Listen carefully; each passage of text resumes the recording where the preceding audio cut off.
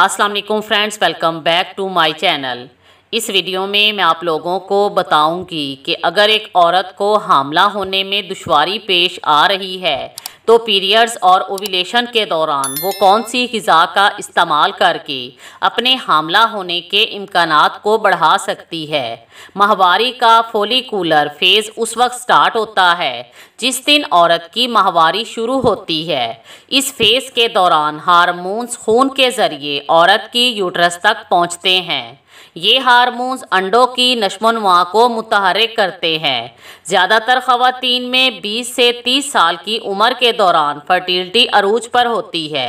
इसके बाद ये आहिस्ता आहिस्ता कम होना शुरू हो जाती है क्योंकि ओवरीज तौलीदी हार्मोन कम प्रोड्यूस करती हैं, जिससे एग्स की क्वालिटी और क्वांटिटी कम हो जाती है। कुछ ऐसी ग़िज़ाएँ हैं जिनके इस्तेमाल से औरत अपनी तौलीदी उम्र को देर तक बरकरार रख सकती है।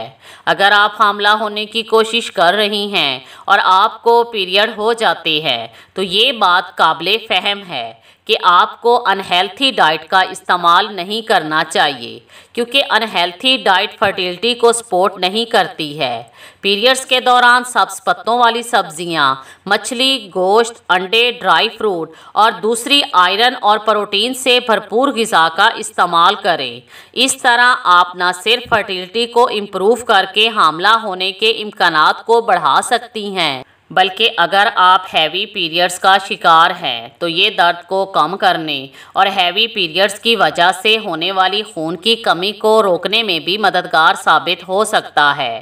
फाइब्राइड्स और एंडोमेट्रियोसिस वाली ख़वातीन में एस्ट्रोजन की इजाफी मिकदार होती है जो फर्टिलिटी को मुतासिर करती है।